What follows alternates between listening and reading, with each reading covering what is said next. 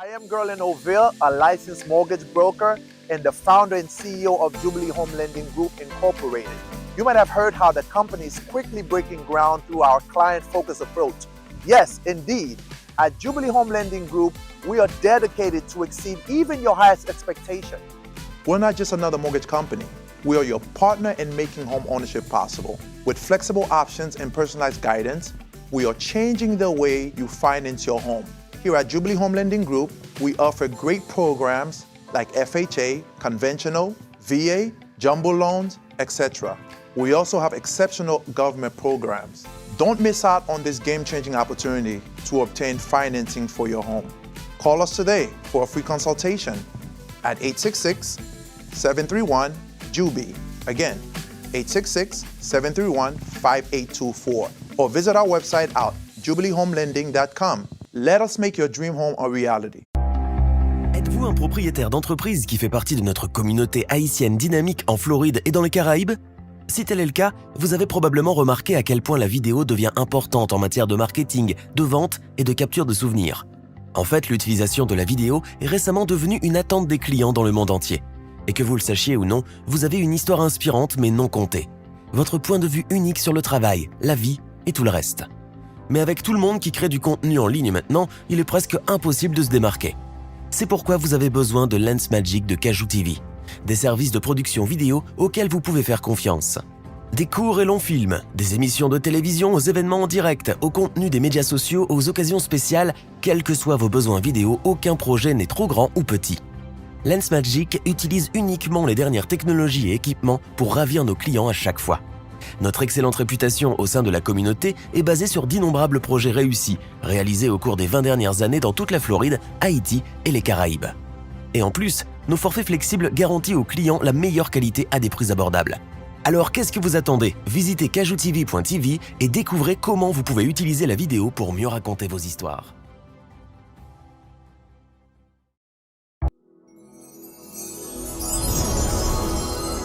Moi-même, Césaire, depuis jeudi, vendredi, 8 h arrivé, je vais faire l'autre bagaille qui est garder Connexion Plus. C'est Chita pour me garder Pasteur Benjamin. Connexion Plus. Moi, c'est Jean-Enoch Bruni, pasteur de la première église de Dieu de West Palm Beach, First Haitian Church of God of West Palm Beach. L'aime la caille moi chaque jeudi et chaque vendredi, commencer 8 h pour 9 h dans la soirée, c'est Connexion Plus, moi branché. Moi recommander fortement pour capable brancher tout Connexion Plus avec pasteur Benjamin chaque jeudi et chaque vendredi, sorti 8 h pour arriver 9 h. Que bon Dieu bénisse.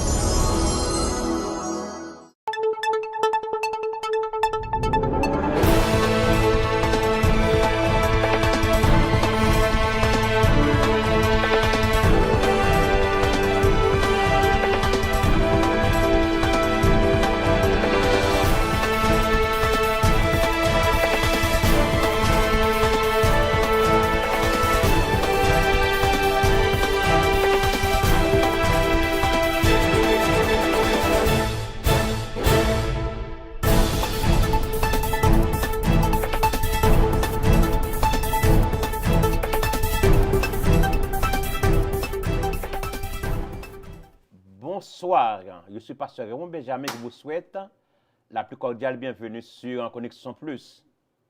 Merci de votre fidélité, merci d'avoir connecté. Nous avons un sujet ce soir qui s'intitule DUI. DUI, Driving Under Influence. J'ai avec moi un expert en la matière dont le nom Mr. Gregory Croucher, avec qui nous allons entretenir sur ce beau sujet. Lorsqu'on conduit machine, lorsque vous êtes éclairé, vous êtes tafia, ou sous conduit machine, qui dégâts ça a causé. Et mais pas c'est bien, pour que ça vienne à raconter le sujet, d'ailleurs quand nous sommes pasteurs, ou pas être tafia, ou être éclairé, et ou nous sommes voilà. Connexion Plus les adresser à toute communauté, à tout le monde, et protéger et pour aider à vivre beaucoup plus longtemps. C'est pour raison ça nous venons avec ce sujet ça soya. Il y a pile monde qui tombe dans cette situation pas même comprendre. Vous faites des détruire tête yo de se laver moun. Et il y a un impact sur les finances. C'est la raison pourquoi nous sommes ensemble avec nous, M. Greg Croucher, c'est son retired sheriff officer, et qui a un peu l'expérience en qui est retired pendant il fait 32 ans dans le sheriff office, comme un sheriff officer, et c'est qui là qui sont experts dans le domaine DUI, va parler de DUI à Soya, et moi j'ai honneur ensemble avec moi, mon ami, mon garçon, Monsieur Vladimir Selenus, il est un prosécuteur. Ça avec honneur ensemble avec nous, ces deux messieurs là, nous parlons parler bien, n'est-ce pas, de sujet ça. It's my honor to have my brothers here tonight. My friend, Mr. Greg Croucher, is a longtime friend in Palm Beach County. He is a chief officer. He was a chief officer, been retired after 30 years in service. Now he is an expert in DUI. It is my honor to have him here tonight. I'm also honored to have Mr. Vladimir Selenus. He's my friend. He's prosecutor. And he's the co-host for tonight.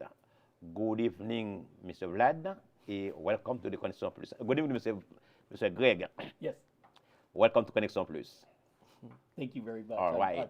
Now, it's my honor to introduce you, Mr. Vlad. He's the co-host for tonight. Good evening, KONEKSYON Plus. I think this is only the third time I've been on this year. Yeah, third time. We gotta so ramp it far, up. third time. We gotta ramp it up. I missed the show, so I'm glad I'm We back miss you on. too. And it's always fun to be here. It's always a pleasure to be here. When I'm here, it's family as always. Always. We're joined by our guest, Greg. Greg is a DUI expert, and we're gonna get into that. We're gonna get into how he became a DUI expert, some background into that, and also this is a Christian-based show, so some of the questions will get that kind of reaction out of you, just a reaction of faith. Yes, sir. Absolutely. It will. So what we want to do is get you to introduce yourself Yes. to our viewers and just tell us a little bit about yourself. Okay. I'm Gregory Croucher. I was a deputy sheriff for Palm Beach County Sheriff's Office. I started full-time as a deputy in 1986. Down the road, after being on the road for a while, I'd gone to a special unit for 4 years and then came back to working midnight shift in headquarters division. A young officer that worked out west in Wellington and I got together, and we noticed that there appeared to be a DUI problem in the headquarters division. So we started doing DUIs. All law enforcement academy trainees get a base DUI course, but that it's a base. So my friend and I, we started putting in for schools. We started taking all the DUI schools we could. We became DUI instructors. He then went on to go into vehicle homicide and use his skills from DUI in that, because unfortunately that is an issue. I then went on to further my education in DUI. And I became a breath tech instructor. I also became an instructor in what's called advanced roadsides, which is it's drugs that can impair you. It goes more into the drug issue with alcohol, and it gives you some things that you see with alcohol in extreme amount of alcohol. There's some differences sometimes. Then I went on to become what's called a DRE, a drug recognition expert. I also became a drug recognition expert instructor to try to help with other classes and to get other people up on board to use this knowledge to try to keep people from getting hurt and and cut down on the DUIs. Unfortunately, when you go back and look at the numbers from year to year, they don't seem to change a lot. Now, we do have a higher population now. So maybe are they going down? Because we have a much heavier population than we used to. So they could be on the down a little bit. But I just became very, very just super interested in the DUIs and the impairment issues. First, because I love to drive. And I know there's people who love to drive, and you don't want to be driving on the road with people like that. And I found it horribly interesting of what different things do to your body and how it affects you. It affects your perception. It affects how you perceive things and how you relate to things. One thing I learned through my DUI career is we used to say that we all are human beings. We all have 3 personalities in us. There's the personality of the parent. I'll start the parent, I'll hit last. There's the child. The child usually is sorry if they've done something wrong or they think you think they have. And that usually, it comes with apologies and things like that, sometimes even crying. Then there's the rational adult. They're the easiest one to deal with because they're like, okay, what'd I do? What can happen? What do we do next? They're very rational. They want to know the consequences. Then you have the parent. The parent is the most interesting one of the bunch because they will tell you everything you don't know. They will tell you things about your family members that you don't want to hear that aren't true. So they're very interesting to deal with. But you can, if somebody, in a lot of DUI cases, if spending time with them as an arresting officer, you will. You can see people go through those 3 personalities at least once, sometimes several.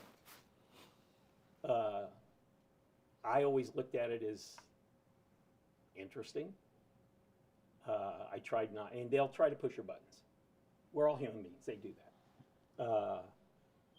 But it was so interesting to see what it did, what it can do. And I also like to, one of the first reasons I became a deputy is I did believe in that we're there to help.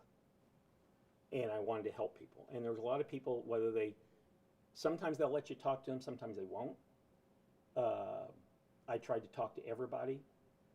I tried to, even being in a government agency, you have to be careful about certain things. You have to be careful. You don't talk politics. You don't talk religion. It was hard for me sometimes not to try to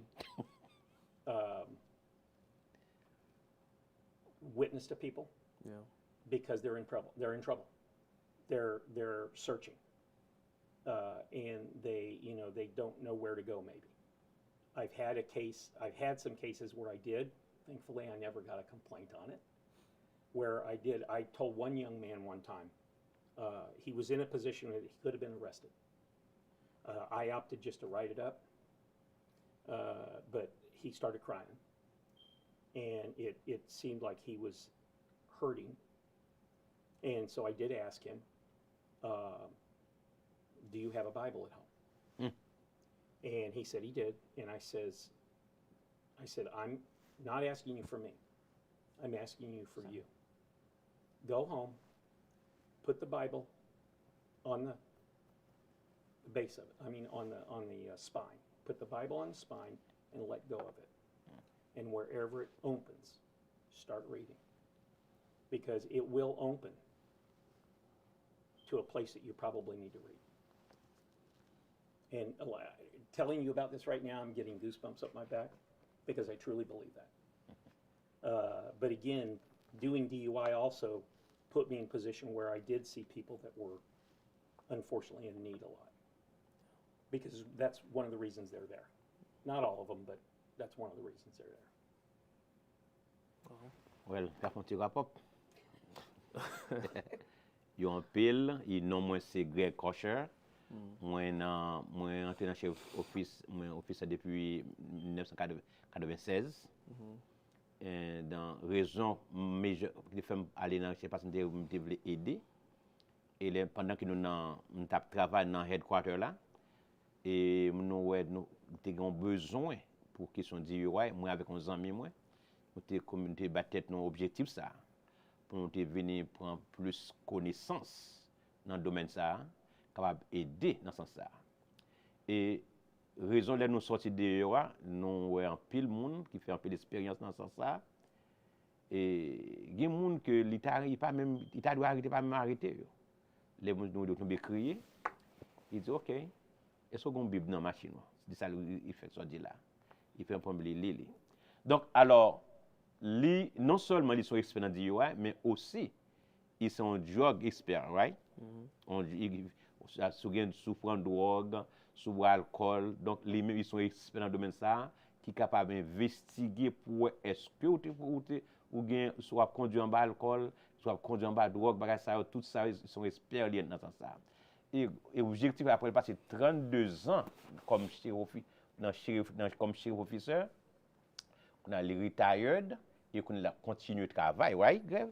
You're still working, right? Yes, I am. I consult now on DUI. I consult on DUI cases. Actually, I've consulted on cases that just have impairment involved. I've been involved in some things I never thought I would. All right. I've been in family cases. I've been in a murder trial. I've been in an estate case. I've been in civil trials where the DUI driver is being sued. So, I'm there to when I'm hired, I'm there to tell the truth. And so, it depends on who can use that issue or that information. But I've been in everything. I have actually had at first was available to the state attorney a couple times because they might have been older trials that had not come up yet that I was at least on the outer edge involved in. Well, après le retire là, il n'est pas seulement arrêté, mais au cours de la continuité de travail dans le domaine ça, c'est un consultant de travail pour le département ça qui dans le domaine ça, donc il est là pour les bonnes informations ça et là ils sont un témoin, il doit dire vérité et rien que la vérité. Voilà. Okay. And Greg, just based on your response to the first question, you answered a lot. You answered a lot of our questions, a lot of the questions that I had for you. Yes. I do know that you said you went into law enforcement with the goal to help others, but when looking at DUIs, you did explain that you saw an increased number of DUIs early on. We had seen that we had a problem that wasn't, at the time, there had been a DUI unit back in the 80s, but there hadn't been one for quite a while. So we saw that there was a DUI problem in headquarters. So what we did at the time, he later became the sheriff for one term, Ed Bulick. He was the captain of headquarters division. And when my buddy and I started doing DUI arrests, we were only doing it in the headquarters division, which headquarters division goes from Lantana Road to Belvedere Road, and at the time, right around 441 to West Palm Line, which is pretty much the train tracks. So just in that area, we were making a lot of arrests.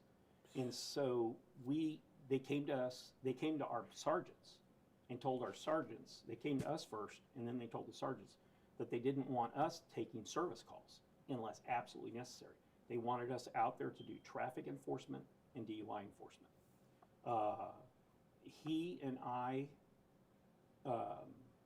don't want to mention his name just because I forgot to call him and tell him and ask him if I could use his name, because he currently is still working.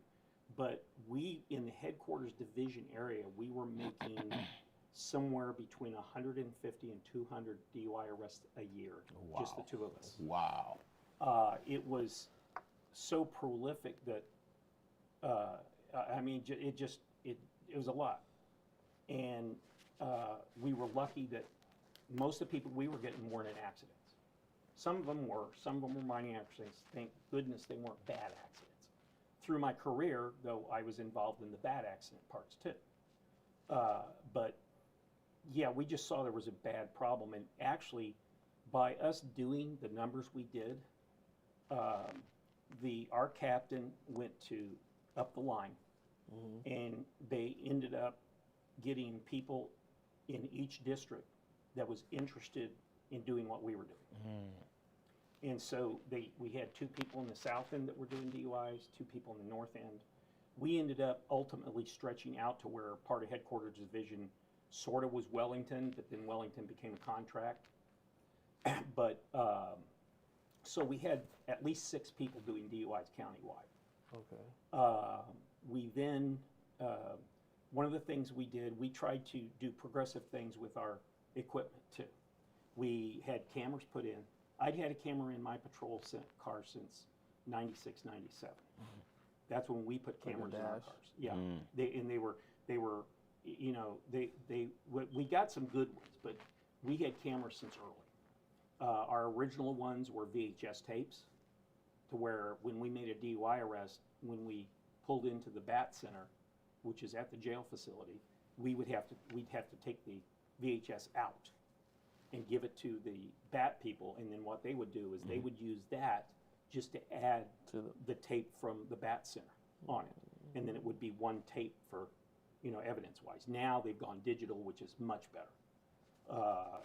It was interesting to watch us go from VHS to digital. It's the evolution, yeah. Yeah, That's cool. and then, but we did that, and another thing that the captain did for us was vehicle homicide at the time. Their patrol cars did not have lights on the top, and we went to him with a proposal to take the lights off our cars. And our reasoning was, and this is stuff we picked up from all over the state when we went to schools, from other agencies, other bosses. One of our reasons was, when we're out patrolling, people look for that light. They look for that light bar. And if you get a DUI in front of you that looks back and sees that light bar, they might try to peel off where you can't peel off, or it's a place where you don't see anything, so you really don't have the probable cause for a stop. And so he was great. He had them take the lights off our cars. We put extra lights inside the car, and we were doing a lot of arrests. We still stayed marked units, but just without the light bar. But we did a lot of arrests. In the meantime, also, one of the things I got into later also was I had the opportunity to get involved with some of the people that do traffic safety things, the safety council, stuff like that. I also was able to go to the high schools once in a while and either speak to them as a full class, or I went to 2 years out at the Loxahatchee High School. 2 years, I would go out there a couple times a year and teach in the health classes about DUI, what it does, what it can do to your life. You don't want to go there because it takes things away from you. That we all have the ability to go and do whatever we choose to do. We all have the ability to become what we were, in my life, what we were put here to be. And sometimes there's mistakes made that can limit that. And I used to teach that in the health classes, is don't limit your future. Well, je dis en pile bagay, parce que je ne peux pas parce qu'il dit en pile. Il dit pendant période il était dans le domaine ça, dans question de DUI là, il ouais en pile bagay. Dans une année qu'on a arrêté plus que 200 moun qui dans question moun qui a conduit en bas influence alcool. Et les regarder ça c'est un problème lévinier. Yo vinn prendre 2 moun dans chaque côté, 2 moun dans South, 2 moun dans Sud et 2 moun dans Wellington, ça fait environ 6 moun comme pour former dans le domaine ça pour aider gérer problème qui vient de DUI là. Ça le DUI moun k'ap conduit avec influence alcool. Moun k'ap conduit sous dans sens ça. Donc yo te formé moun ça yo et te équipé yo ba yo machine et mettez plus lumière dans machine là, ba yo plus matériel qui pouvait de faire travailler de façon beaucoup plus efficace. Donc l'autre conduit en bas avec influence alcool, ça causer un pile problème. Un, au cas premièrement il y a un impact sur vie personnelle ou d'abord licence ou capable suspendre. ou capable, il y a mis un ban dans machine IID, si on dit, je mettais pour est-ce que machine, est-ce qu'on va continuer à alcool dans la machine là, l'assurance peut augmenter et il est capable de suspendre la licence de façon permanente. Et en plus, lorsque vous continuez de conduire avec influence ça, il y a un pays pas 40 tel que le Canada, si vous avez un record, on dit DUI record, puis vous empêcher de rentrer dans le Canada par exemple. Donc, pour éviter les gens de bagages ça, c'est ça qui mettre de 6 personnes pour te prendre formation et c'est un instructeur, un professeur qui a formé les gens pour aider les gens à venir, ils ont un plus bon office dans ce sens. I wanted to ask too, from your perspective, what are some of the biggest risks or consequences of driving under the influence that some people overlook? Like I know, obviously, accidents is one of them, but what do you think is something that people don't consider? I don't think they consider getting arrested, having a record, spending money. DUIs are not cheap. You know, if you get a DUI, you know, you have to find an attorney in most cases. Probably. And they make good money. And like some of the stuff I do now, no matter who hires me, that's an extra. And I enjoy trying to help people where I can, but the biggest place to help is don't get there. Just don't get there. I'm probably I'm gonna say something personal. This is personal. I probably should. My brother, God love him, he's 2 years younger than me. He got a DUI many, many years ago. We lived on the same property. And when he came home, he lived behind me. And I thought, oh, great, he's off the road. And I knew there was something up because he didn't come through the driveway, he come through my front yard to get to his place. Well, he goes back out. I hear him go back out. So I jumped in my car to try to catch up with him. By the time I caught up with him, he had rear-ended a police car. Yeah. State trooper worked it. He was arrested. This was a long time ago. DUIs are very different now and actually carry much heavier consequences, which they didn't then. They should have, but they didn't. One thing I can tell you, and this was one of the things I loved about him, is that was the last time he ever touched alcohol and drove. If he drank, he refused to get in a car. Refused to get in a car. And so, you know, but unfortunately not all people learn that. It's a lesson. But the biggest thing is that you just have to learn that get a designated driver and make sure the designated driver doesn't drink. Because in my career, I have arrested my fair share of designated drivers. They weren't as bad as the passengers, but they still shouldn't have been driving. And that's the thing. In today's world,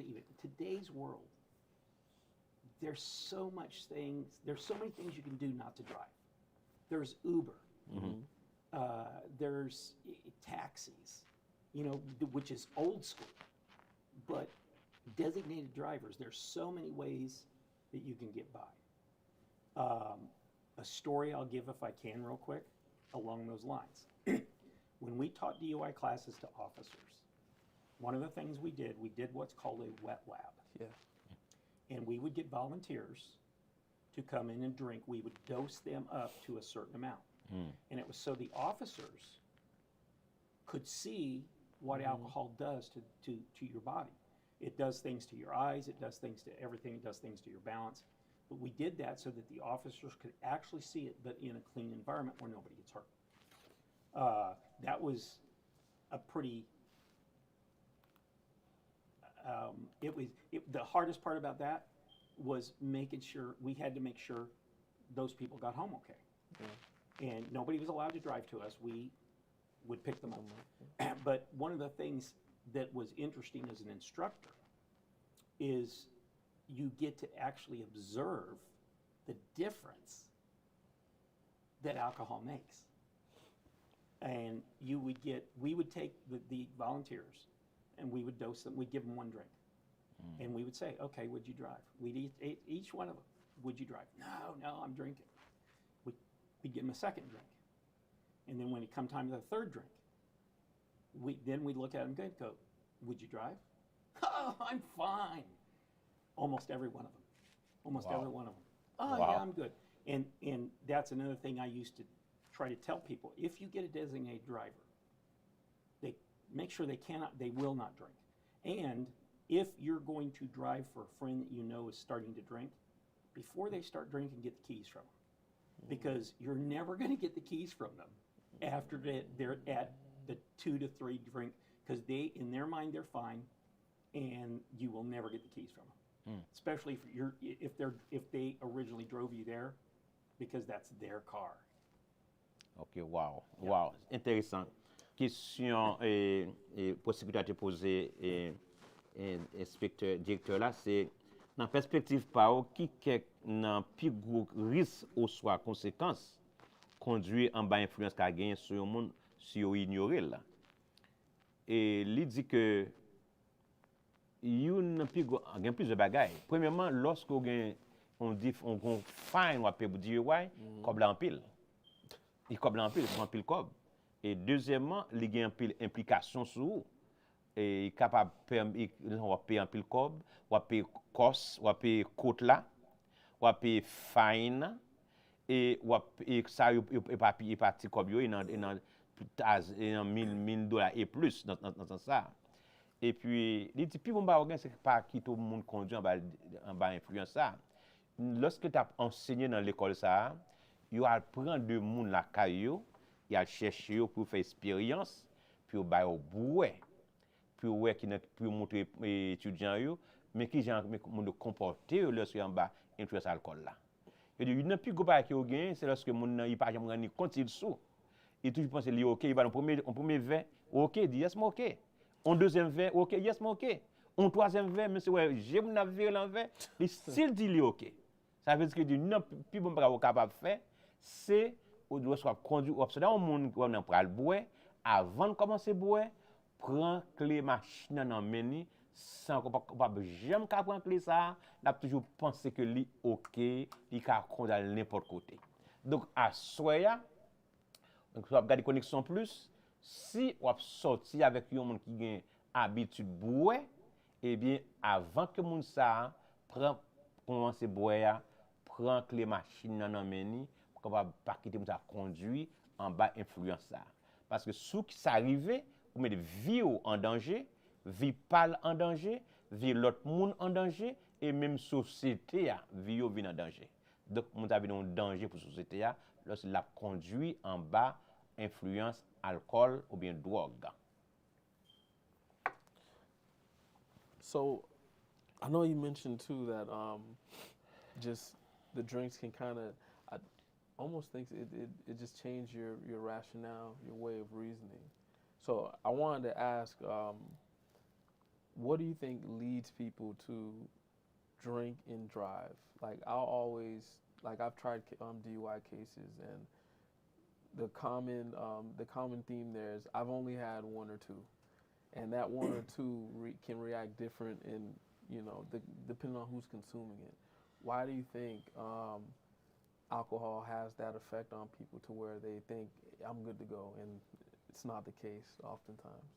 One of the first things that alcohol does is it wets down your inhibitions, where you might think, oh, I can't do that. Courage, liquid courage.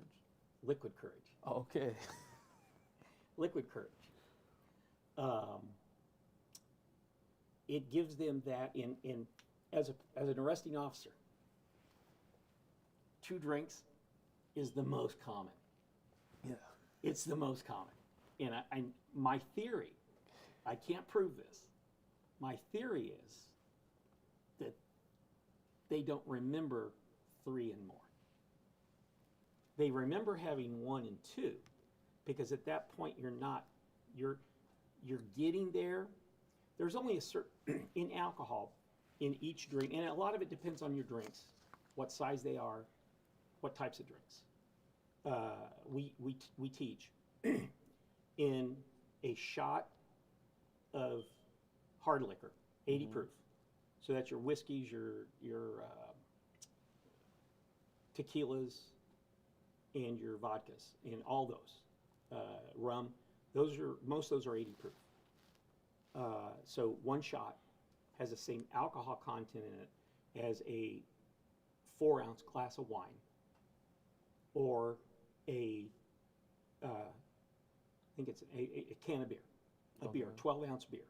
They all have the same alcohol content. It just depends on, if you're doing shots, you're doing less liquid, but more alcohol in a way. Gotcha. Because you can consume more, you don't feel as full. You drinking beer, of course, you feel full. Gotcha. But again, when you start getting the impairment or what alcohol does to you, is you start losing perception.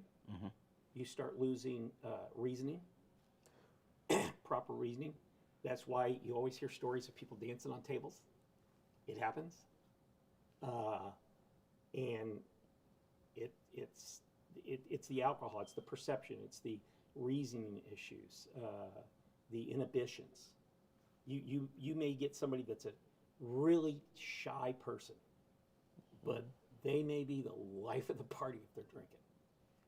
And I've got a friend that he is the funniest guy at a party that you've ever met, sober. Sober. He does not drink. You would think from the way he acts at a party, he's comical. You would think, oh, he's been drinking. He doesn't drink an ounce. He's one of the funniest people I've ever seen sober. But not everybody's like that.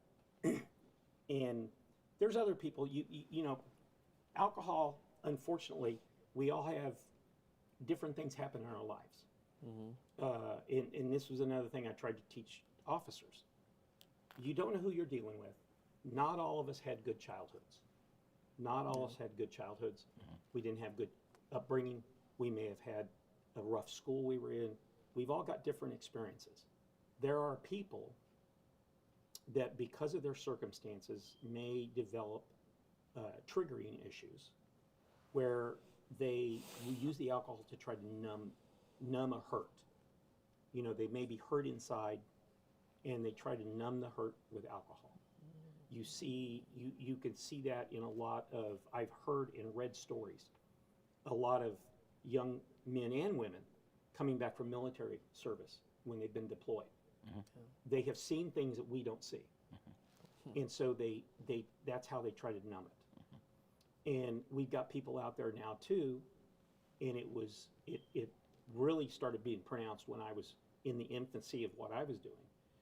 And that's why I was so interested in being a drug recognition expert, is they do the same thing with drugs. Or they have a legitimate reason for, like, painkillers, but they get addicted. And things like that, which is a DUI issue. But a lot of it is that people, they're trying to fix something that maybe that can't be fixed that way. And they may not know how to fix it without.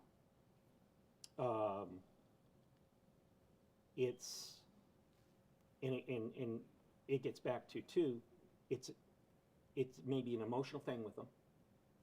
They don't understand that you get a DUI, that's an emotional price you have to pay.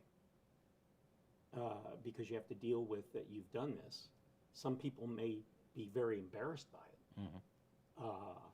And DUI is also, it's a crime that you don't see, it's a crime that anybody can get involved in. You know, you could be, and it's my belief that the majority of people get in trouble for anything, but especially DUI. They're good-hearted people. They make bad decisions. And, or they've got something going on where they're trying to forget it or drown it. And it doesn't work. A lot of them find that out, but unfortunately they find it out later. What's really tragic is if you find out after you've hurt somebody. And we always used to teach too, and I was always taught that for every DUI you catch, they've driven DUI possibly hundreds of times without being caught. And that's another reason people think, oh, I can drive, because they've maybe done it before, and Nothing happened. and they didn't get caught. They didn't wreck, they didn't get caught, or they might have torn their tires off and come out the next morning, go to work and see no tires, but they didn't get caught. You know, that's an issue too, which that goes into, hey, I'm not going to get caught. I've done this before, I got it down, and they just don't understand that it only takes a split second, and it only takes one time. And, Wow. and in the things that I even get involved in now, I feel sorry for them because they've got to deal with stuff that you'd hope they wouldn't have to. Wow. Une raison que DUI ça le conduit en bas influence alcool gagné, li affecté humain. Li affecté d'abord perception nous. Nous pas qu'à faire bon jugement, nous pas qu'à raisonner bien, non seulement c'est perception mais aussi il affecte raisonnement nous, il affecte jugement nous. Donc yon moun qui en bas influence alcool, eh bien moun ça li perdu bon jugement ni, li perdu façon de raisonner bien, et moun ça lorsque li en bas influence ça, même si ton qui était vraiment timide, mais ou encore la pas agi vraiment différent parce que c'est pas lui-même qui a fonctionné, c'est en bas influence alcool là. En tant que professeur, instructeur, il est toujours enseigné et pour étudiants comme ça, dit que oui, vous connaissez, lorsqu'on a dit avec moun, chaque moun ça y sort dans des familles différentes, il y a différents backgrounds, une façon pour nous approcher dans ce sens ça. Il dit que vous lever dans des zones de façon différente dans ce sens ça. Donc par conséquent, chaque moun gagne une façon pour approcher là. Il dit que moun tout cap penser des peines, à penser des médicaments, donc des graines, des painkillers. Donc le fait qu'il apprend il vient dépendre de lui-même. Ça vient en drogue tout. Deuxièmement, troisièmement, lorsque mon il a conduit, même s'il est en bas influence alcool, c'est parce que il t'a fait la première fois, il ne peut pas traiter. Il pense qu'il a fait encore. Il fait une deuxième fois, il ne peut pas prendre, il pense qu'il a fait une troisième fois. Eh bien, question, ça m'a doit pas prendre risque ça. Pas prendre aucun risque pour en bas influence alcool, pour conduire, il va prendre la première fois, il va faire encore. Ou pas jamais connaître. Pour qui ça? Parce que conduire en bas influence alcool, il y a des effets négatifs sur personnellement.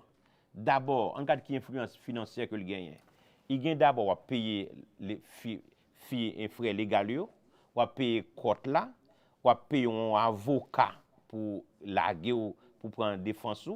Et deuxième, c'est qu'à conduire ou perdre du job, il y a des coups de travail pour arrêter ou perdre du job, ou il y a des difficultés pour le travail, et même sur le plan éducationnel, il y a des conséquences aussi dans le collège. Donc, si vous avez alcool, vous avez perdu scholarship et vous avez même fait face avec action disciplinaire. Par conséquent, même pour vie personnelle, il n'est pas encouragé pour conduire en bas influence alcool. And just to talk about some of the things we touched on, about just people not, I guess, reflecting or thinking about the consequences of driving impaired. I remember I had, there was a defendant who, he ultimately pled guilty to DUI. He didn't take it to trial. The facts weren't in his favor, so he pled. And I saw him maybe, I want to say a week or two after he pled, and he was walking, and it looked like maybe it was his granddaughter or his daughter, and I saw him walking, he was, crossing the train tracks from the courthouse, and he kept right on walking. And I just thought about it, like, look at the consequences. Now he's walking. He's with his granddaughter. He's Yes. walking because he can't drive. Correct. And this was somebody he was probably late 60s or something like that. Right. And it's like, and he ran into somebody. It was a DUI crash. And it's just because you decided to drink and drive, now look at the consequences. And this is more than likely because typically our DUI probations are from 6 months and beyond. So it's like, Well, people don't, the DUI consequences today are, you lose your license. If you get convicted, you lose your license. If you take a plea, there's a loss of license in the plea. Even if you're in a position where the state might offer you a lesser plea, there's still you're suspended DUI judge, yeah. standards that have to be met, even though the plea may not be a DUI plea, but you have to meet those standards in no license, probation, random alcohol testing, maybe an interlock in the car when you're allowed to drive. There's, and I've met people in those circumstances that I said, look in the mirror, dude, because you have to, and that's another thing too, and I think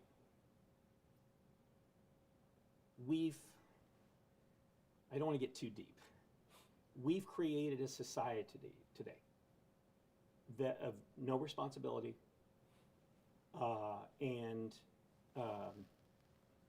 sometimes in some areas no punishment. And not necessarily DUI, but other things. But when you go through that, or everybody wins. And that's great. That'd be great if we had a world like that. But there's people that win and people that don't. And when you don't learn that, and you don't learn that there's responsibilities that you have to, or if you do not do your responsibilities, there's consequences. That's where people don't understand. And unfortunately, we do have a good portion of our younger people that may not understand that. I've met some great young people. I'm one of the ones, the guys used to joke at work that if you asked me a question, the oxygen would be taken out of the room. I love to talk to people I don't even know. I've met some great people out there. But there's people out there that they don't think there's consequences, so that's another thing. They don't have that deterrent. They may have done it before, so they feel like, okay, I got away with it. They don't understand the legal system. They don't understand the legal consequences. They don't understand the, in some cases, moral consequences. And not only that, but say you have a DUI where somebody gets hurt. Usually those people are good people making bad decisions, but think of it as a good person. Would you not carry that with you every day, that you hurt somebody because of making a bad decision? Are there people out there that don't think that way? Sure. But there's a lot, I feel that most people out there are good people. And so you live with that. And then when you do have, say, a DUI homicide, there is absolutely no winners, none. You've got a victim and their family, no win. You've got the offender and their family for what the offender is going to have to do as a consequence, no winner. And again, it gets back to Uber, taxi, call a friend. There's people, that live in downtown areas where, where some of the, like in West Palm, Clematis, or down in Del Rey. If you live near a place like that, walk. But there are people that won't. But I think people don't understand the true consequences. They don't understand. They're very lucky that even though DUI, a lot of people don't understand. Most consequences for first-time DUIs, if you really take a moment to think about it, they're not that horrible. But it's still something you have to deal with. Not driving for 6 months. 50 Not community service hours. Community service hours. Going to probation and paying probation every time you go. Taking tests. I think the DMV takes it upon themselves to suspend your license for a year. Yes. Regardless of the probation. Right. And so, you know, DMV, that's another totally different animal to deal with. No, I mean, it really is. DMV is a totally different animal to deal with. And because that's that's one thing people don't understand. When you get a driver's license and you sign the bottom, Gregory Croucher, if you read the bottom, if you take the time to read the bottom, it says that you are agreeing to take sobriety testing, which is breath test, blood test, urine test, depending on the circumstances and depending on what the officer is authorized to ask you. If you're in an accident, you know, they might not do a breath, they might ask you for a blood. If it's a drug issue, they might ask you for a urine test. And there's different criteria for those, but the officers know when they're met or not. Yeah. And, you know, as civilians, they may think, oh, I did this too, but they won't notice that. Officers that have been trained, specially trained, and officers that are interested in doing the job well, which is that they're out. You know, that's the vast majority of them. They see, which is why you take the training. They see things that you're doing that you don't know you're doing. There's things your eyes do that you cannot control. You don't know they're doing it. You may move a little bit balance-wise. You may not realize you're doing it. We had a young lady one time, my buddy was doing the roadsides with her. And when he was just talking to her, she was leaning so far forward towards him. It looked like a Michael Jackson lane. Yeah, that's what we used to call it, the Michael Jackson lane. I was waiting for her to go down. And my buddy, after he did the roadside, she really wasn't bad on most of them. That was a super, and again, that's not a clue in the enforcement issue, but it's an observation. And he was worried. He came and talked to me. He says, I don't know. He says, I don't know if she's borderline. And I looked at him, I said, did you see how far she was leaning? I said, there's no way she's under. And he joked with me that he was going to get me if he took her in and she was under. She was twice the legal limit. And nice young lady, polite, but definite indicators. You know, did she know she was that bad? Probably not. And that's another thing that alcohol, you discount what you're doing. You only pick it up if something, like if you trip, or if you take a sidestep and you're like, ooh, how did I get here? That's when you catch it. And what people don't understand is that looks a lot worse to everybody else than it does to you. But they don't understand the consequences. Yeah. No driving. You know, what happens if you're a husband and you're the breadwinner? Now what are you going to do? What are you going to do? You have to get to work. So you're either going to have to get a ride, or you're going to have to pay somebody to take you to and from, which is another issue that could come up. And unfortunately, there are people that go ahead and go, oh, like just like the DUI, I can drive, nobody will catch me. Well, what happens if you're driving perfect so no officer ever looks at you? What happens when you pull up the stop sign and the guy behind you on the cell phone hits you in the rear end? You're done. You're now in an accident with a suspended license. Now, depending on the officer or the officer's policies, that could be a ticket and see you later, you're walking from here, you're not driving, to you're going to jail and we're towing your car. And they just, again, another consequence people don't think about, but it can happen. And people don't think of the consequences. I've had DUI cases where I'm reading police report, and the defendant was involved in an accident where he's not at fault. Right.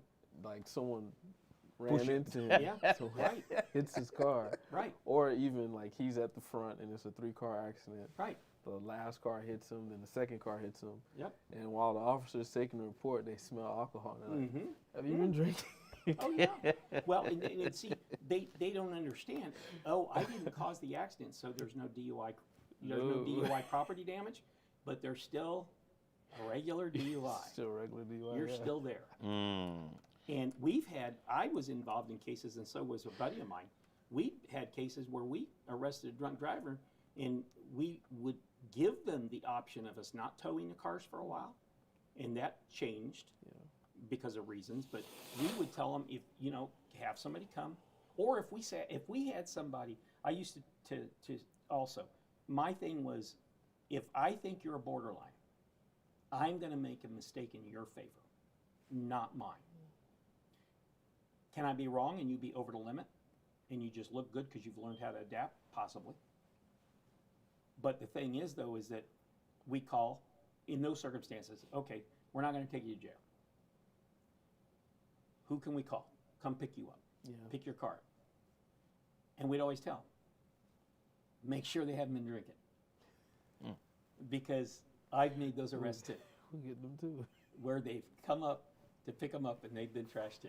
So now we've got a double DUI and a double car tow. Oh. And That's awesome.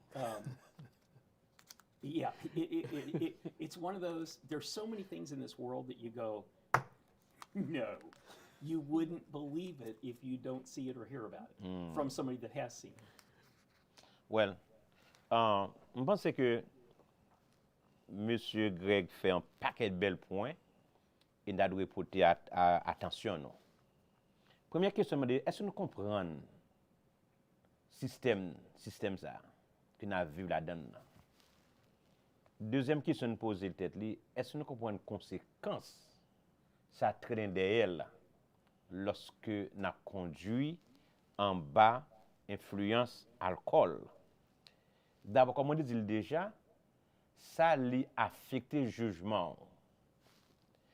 Et il ça a des conséquences légales, conséquences morales, parce que vous pouvez tourner, vous pouvez venir en honte lorsque vous ne venez pas conduire encore.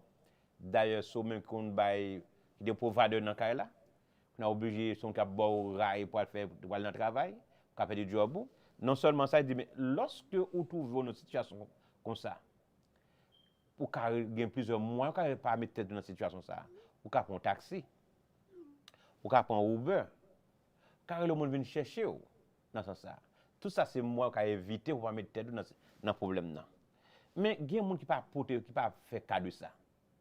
Mais à soya nous rappeler encore une fois de conduire en bas influence alcool, ça gagne des conséquences graves et penser une fois, 2 fois, 3 fois pendant que vous boire.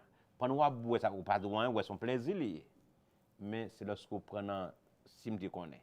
Donc à soya nous encourager ou penser à conséquences yo, licence ou il y a 15 licence ou aller en prison, ou payer fee, ou payer un pile cob, ou payer avocat, ou payer cote, donc tout ça yo pas besoin de dans situation ça.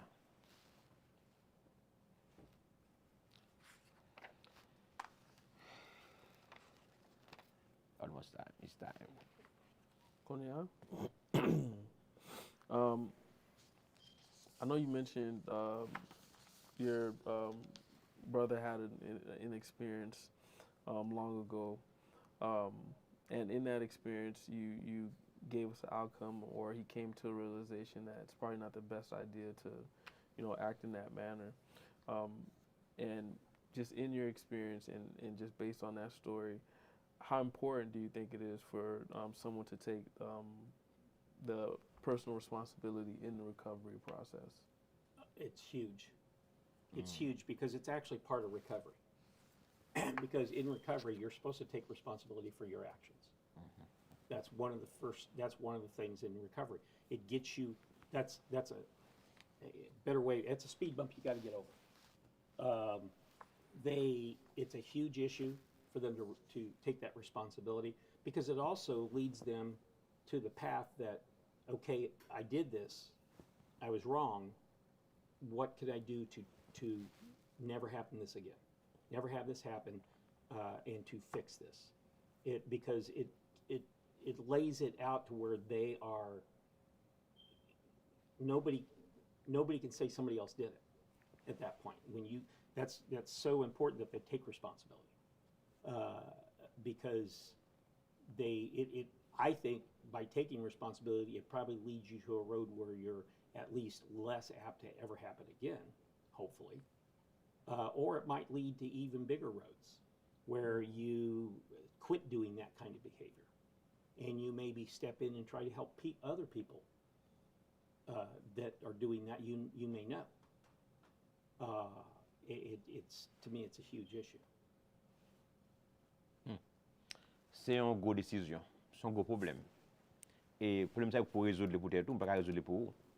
C'est vous prendre une décision pour résoudre le problème ça. C'est même avec le salut. On ne peut pas sauver pour vous. Mais si vous avez un petit madame ou mari, vous avez besoin de prendre Jésus, c'est pour la vie éternelle. C'est même avec question ça, c'est pour résoudre le problème. Sur nos situations, eh bien, c'est vous-même qui vous prenez conscience de la situation qu'on a dans là, que vous êtes moins voulu sortir. Ça sont des gens qui sont personnels pour sortir dans la situation ça. Alors, une question, Vlad. Moi, dans segment 5 là, on a avancé dans la fin de l'émission. Ou pouvez poser une question ça pour moi, s'il te plaît? Yes. C'est quelque chose que je me connais. Est-ce que dans l'expérience, il y a un chrétien dans le bois alcool là? So, in light of timing, and Yes. just to kind of bring it back home, Yes. what are some healthy ways that you think Christians can support friends, family members that are going through a DUI charge or recovery? Talk to them, let them know you're there. If there's any other way you can help.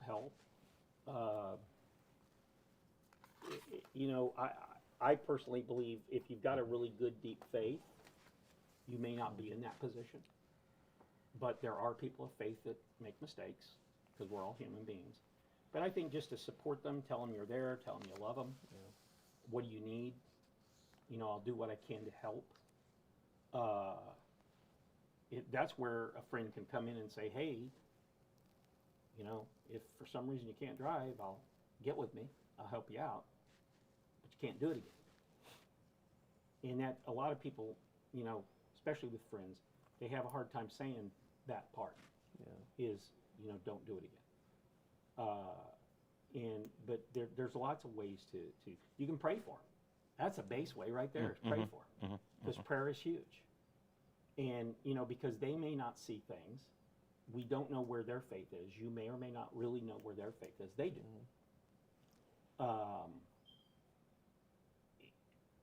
God may be trying to tell them something. Amen. Because I always say that God doesn't always hit you with a 2 before he wants you to know something. It may be very subtle. Very subtle, yeah. And you have to step back. And a DUI, even though it is not subtle, if you step back, you might look at that and it might tell you something spiritually if you take the time to think that deep.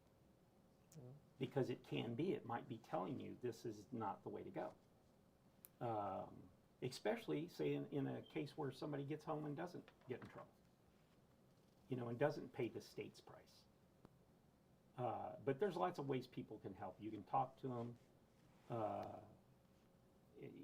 give them, tell them, hey, you need me, call me. That's huge. You need me, call me. Especially if it's a DUI issue, tell them. If you are drinking and you're not supposed to be, call me before you do that. Let's talk. Try to keep from doing it.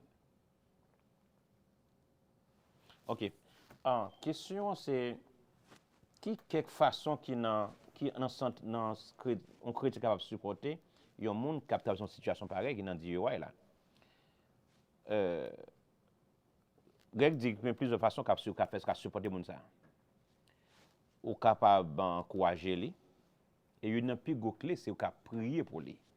Parce que bon la prière qui a changé toute bagaille. Et notre Dieu c'est un Dieu qui restaure le monde, qui change la vie monde, qui fait monde sont pas jamais espérer eh bien nous prier pour monde ça. Et si moun sa li dans une situation pareille tout pour nous encourager lui pour le camper. Pour ne pas encourager dans ça. Et si nous avons traversé une situation difficile, on a ça de depression, anxiety, and that can lead to drink alcohol. Donc you need someone to be around you to stop you from doing that, right? Yes. Yes. Donc je pense que c'est sa raison important. Groupe moun n'a un garde très important. Parce que sous une situation pareille, ou besoin d'aide, ou besoin de support, mais pas support moun qui dans même ensemble avec à boire alcool ensemble avec ou moun ka boire ensemble avec ou besoin moun n'est-ce pas qui pour aider sortir dans situation ça. C'est la raison pourquoi en tant que chrétien, nous pour nous supporter pas pour supporter pour continuer boire alcool là, ou pour continuer boire fumer ou prendre drogue là, mais pour continuer encourager ou qu'à sortir là-dedans. Son volonté besoin gagner. Donc, sous une situation on dépression qui est exagérée, on anxiety qui est exagérée, à moins là pour. Et avant, comme on commence à consommer l'alcool, là, ou bien telle drogue là, relève, nous là pour nous aider. Pas pour nous encourager, mais pour nous aider à sortir dans cette situation ça. Prière aider. Lire la Bible aider. Sport aider. Sur une situation pareille où non, you are depressed, you use alcohol, drug, and so forth. If you do sport, that can help, right? Well, when you drink, depressed person drinking, alcohol is a depressant. So you're only increasing. It's like 2 + 2 = 8. It's just, you're already depressed. Yeah. And you're putting a depressant in your body. Now, with antidepressants, same thing with the drugs. Antidepressants are actually made to make you spur your own, your own production to bring you out of depression. But it's a depressant drug, and it depresses your thing. And could it depress you more when you realize what you've done? Yeah, because if you're already depressed about something and you do something that you know was not right, naturally that I would think that's just going to add to your problems. So we are rounding off to the end, but I do want to ask you one final question. Yes, sir. What's one piece of wisdom that you would give to our listeners, especially young people, about choices and consequences? Oh, okay.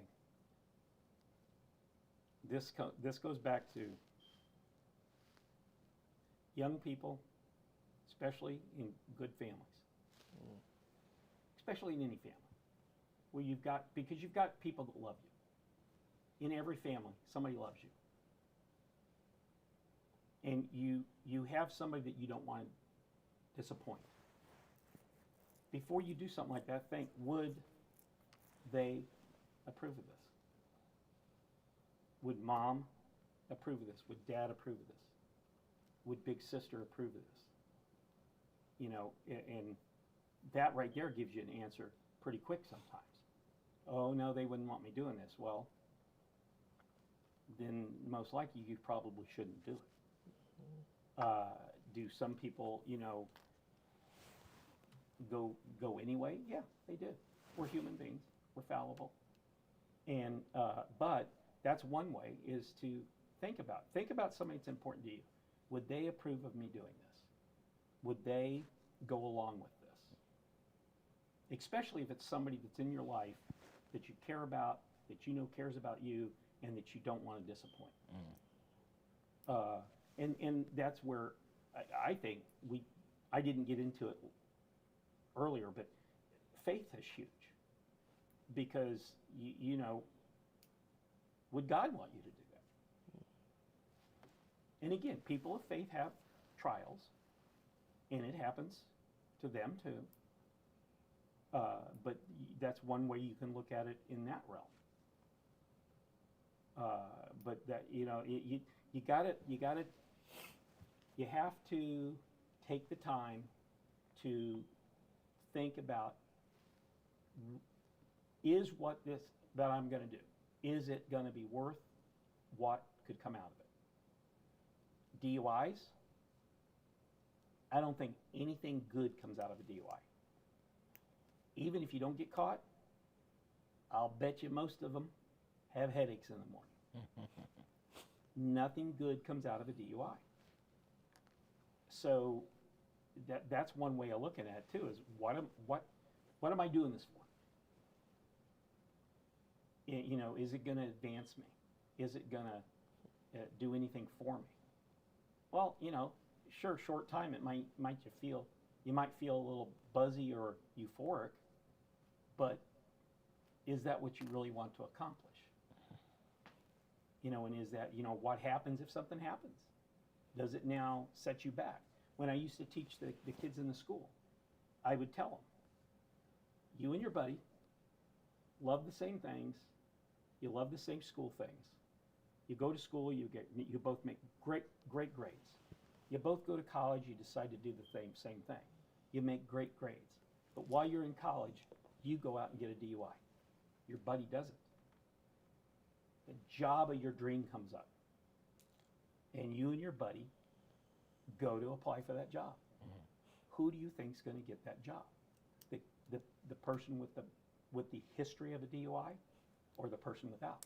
Because that's another thing people don't think long term. Mm-hmm. DUI can be considered a liability for an employer.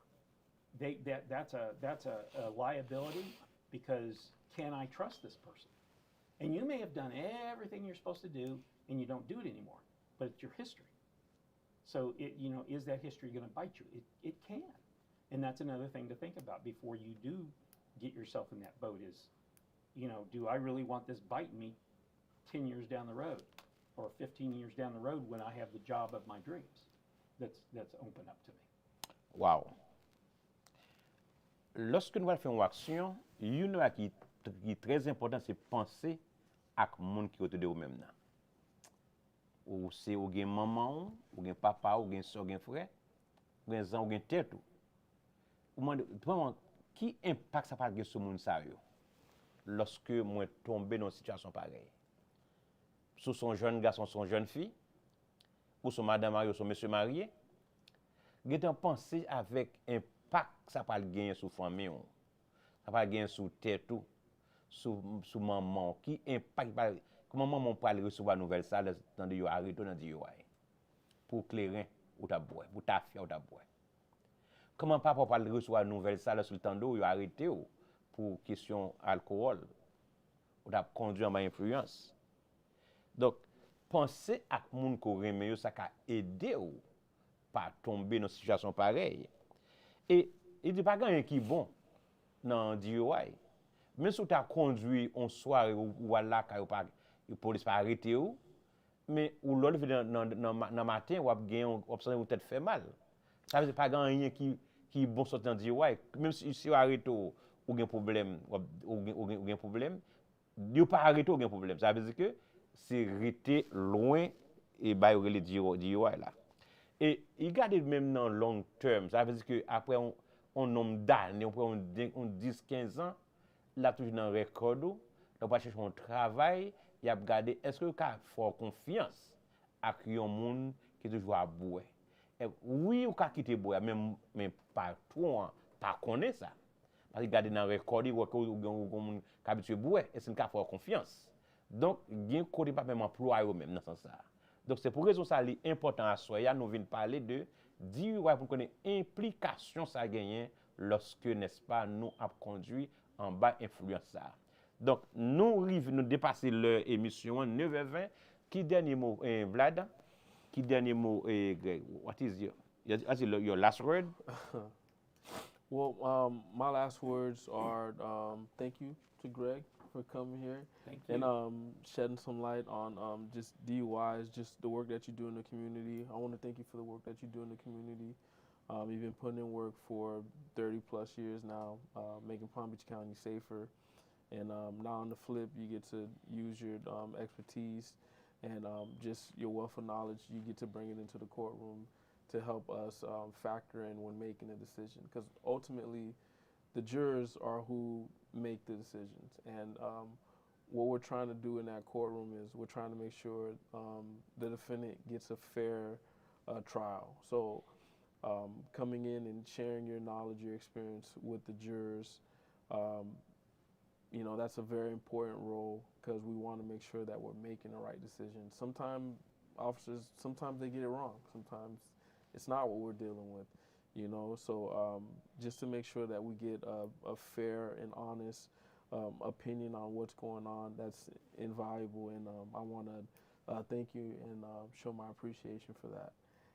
And also, I want to say to our viewers, especially the Haitian community, it's not worth it. We all love to have a good time. We all love to party and just enjoy ourselves. But we can do it in a responsible manner. We can make sure, you know, draw straws or something. You know, make sure that you have a designated driver. Make sure you have someone that is responsible enough to not drink. Oftentimes we'll say in a trial, in a DUI trial, that it's not against the law to drink and drive, it's against the law to be impaired and drive. So if you know that you don't have the self-control to limit yourself to one drink, or if you're a lightweight and one drink is all it takes to get you impaired, just be mindful, be responsible in what you're doing. Understand that your choices don't just affect you, they affect everybody. They affect the passenger in your car. They affect the car ahead of you, the car on the other side of you, your family. Everyone gets affected. The police officer who has to make the arrest that night, the person in the bat center, everyone gets affected by your choices. So try to make the right choices, and ultimately you bear the biggest burden when you make the wrong decision of drinking or being impaired in driving. Those consequences that you face if you are caught impaired in driving, they may seem, especially your first time, it may seem like it's just an annoyance to your life. It's more than that. There's long-term effects. I can tell you when I was going out to get a position as I think it was an AC guy, long time ago, before law school or during law school. I worked a lot of jobs. I was always working.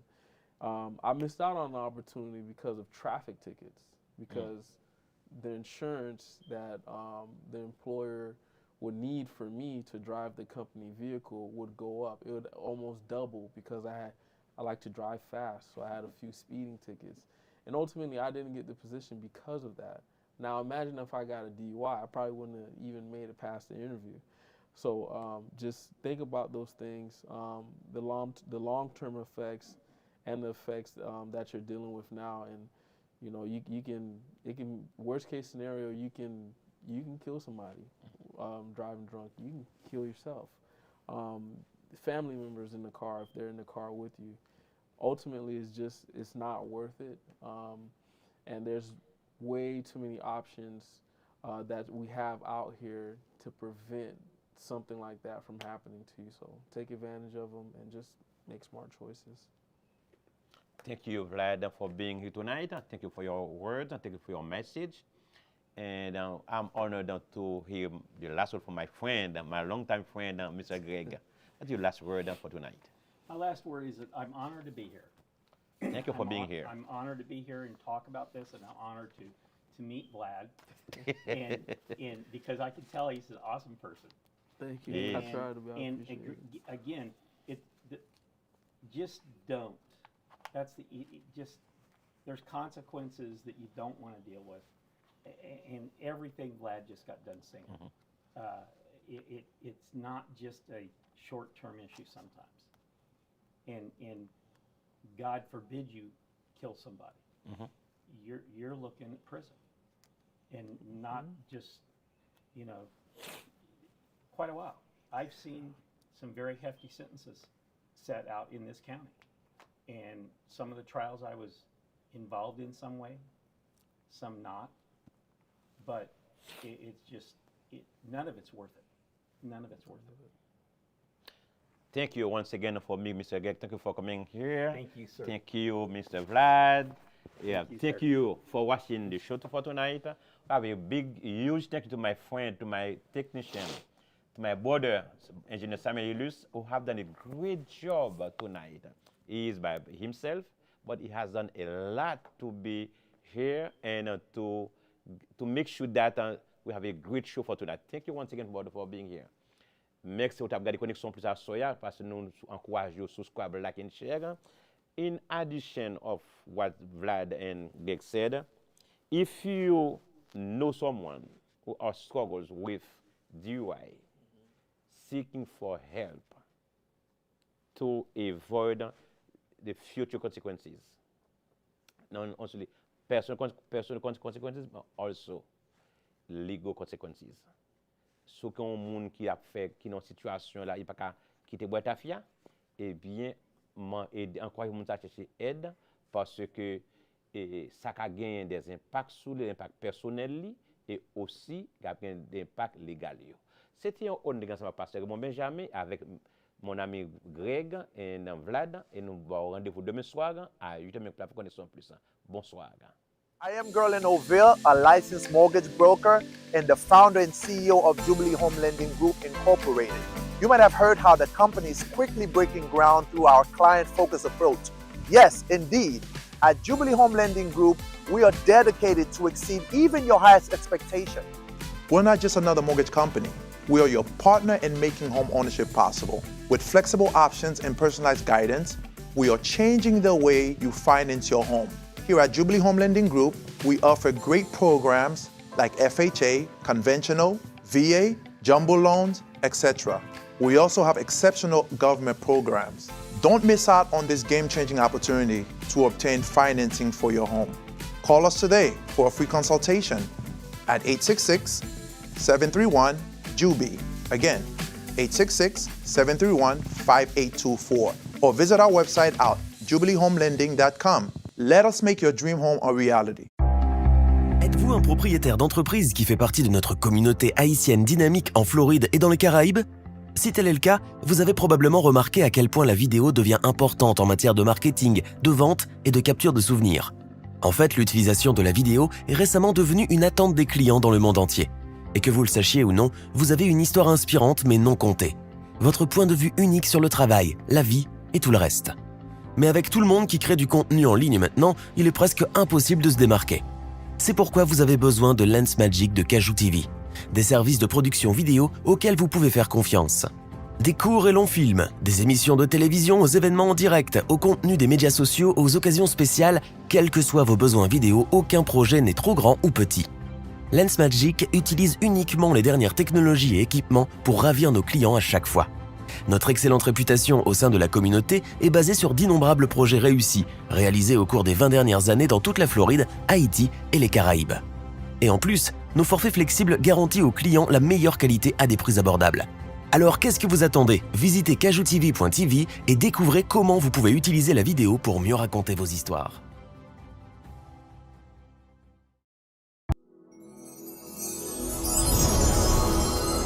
Moi-même 16h, depuis jeudi, vendredi 8h arrivé, je vais faire l'autre bagaille que garder Connexion Plus. C'est chita pour me garder Pasteur Benjamin. Connexion Plus.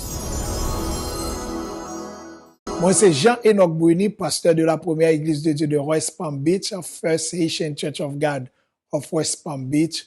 L'aime la caille moi chaque jeudi et chaque vendredi, commencer 8h pour 9h dans la soirée, c'est Connexion Plus, moi branché. Moi recommander fortement pour capable brancher tout Connexion Plus avec pasteur Benjamin chaque jeudi et chaque vendredi, sorti 8h pour arriver 9h. Que bon Dieu bénisse.